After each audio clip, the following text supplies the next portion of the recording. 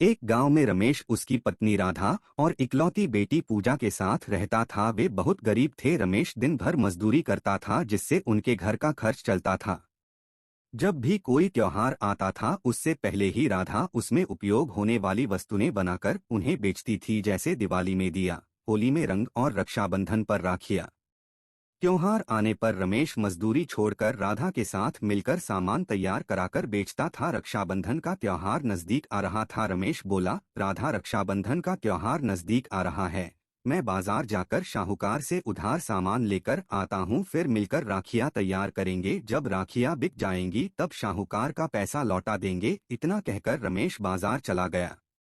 पूजा माँ से बोली, माँ, हर बार रक्षाबंधन पर सभी लड़कियां नए नए कपड़े पहनकर अच्छे से तैयार होकर अपने भाइयों को राखी बांधती है, लेकिन मैं किसी को राखी नहीं बांध पाती। मेरा कोई भाई क्यों नहीं है?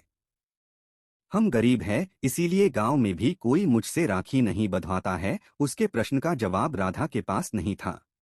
राधा बोली, बेटी, भगवान मुझे बस एक ही संतान दिए है और हमारी गरीबी के कारण हमें कोई नहीं पूछता, इसलिए तुझे ऐसे ही रहना पड़ेगा। लेकिन इस बार रक्षाबंधन पर तुझे नए कपड़े जरूर बनवाऊंगी। पूजा उदास हो गई। कुछ ही देर बाद रमेश ढेर सारा राखी बनाने का सामान लेकर आ गया। सभी लोग राखी बनाने में जुट गए। पूजा भी उनके साथ राखी बनवाने लगी। अगले दिन रमेश कुछ राखियां लेकर बाजार में बेचने चला गया। पूजा भी एक थैले में कुछ राखियां लेकर अपनी माँ से बोली, माँ, मैं भी गांव में घूमकर राखी बेचने जा रही हूँ। राधा ने उसे जाने दिया। पूजा घर घर जाकर राखियां बेचने लगी। उसकी राखियां बहुत सुंदर थी, सबको पसंद आ रही थी। कुछ ही राखियां बची थी, जिन्हें बेचते बेचते पूजा गांव से बाहर चली गई। जहां कुछ दिनों के लिए फौजियों का शिविर लगा हुआ था, वहां बहुत सारे फौजी थे। पूजा उनके पास जाकर राखी खरीदने को कहती है। उनमें से एक फौजी बोला, गुड़िया, हम लोग यह राखी लेकर क्या करेंगे? हमें यहाँ राखी बांधने वाली हमारी कोई बहन नहीं है। हमारी बहन तो है, लेकिन यहाँ नहीं, घर पर है। उनकी बातें सुनकर पूजा बोली, भैया, मेरा कोई भाई नहीं है। अगर आप लोग कहे तो मैं आप लोगों को रक्षाबंधन के दिन राखी बांधने आऊंगी। पूजा का मासूम चेहरा और आंखों में प्यार देखकर सब में उसे रक्षाबंधन के दिन आने का न्योता दे दिया। उस दिन पूजा बहुत खुश थी। इतना खुश पहले कभी नहीं हुई थी। उसकी खुशी का ठिकाना नहीं था। वह खुशी खुशी घर आई। उसे खुश देख माता पिता बोले, क्या बात है पूजा, आज तुम बहुत खुश लग रही हो। इतना खुश तुम्हें पहले कभी नहीं देखा था। पूजा बोली, आज तक मेरा कोई भाई नहीं था, लेकिन अब मेरे बहुत सारे भाई हैं। उसने माँ और पिताजी से सारी बात बताई और बोली, माँ, इस रक्षाबंधन पर मुझे नए कपड़े जरूर बनवा देना। पूजा रक्षाबंधन के दिन के इंतजार में थी।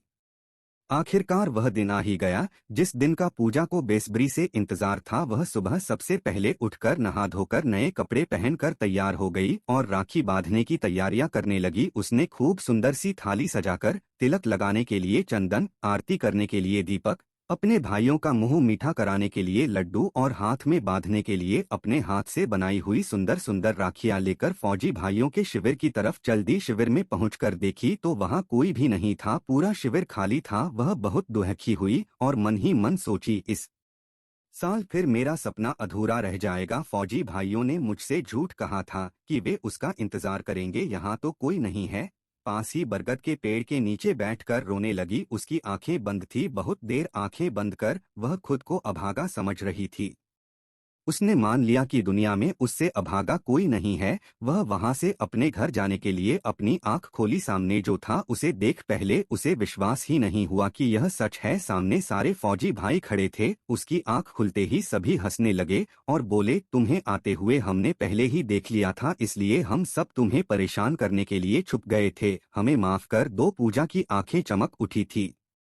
वह उन्हें देख बहुत खुश हुई। सभी फौजी भाइयों को राखी बांधी और मिठाई खिलाई। उसके इस प्यार से सभी फौजी भाइयों की आंखों में आंसू आ गए। सबने उसे गले लगा लिया।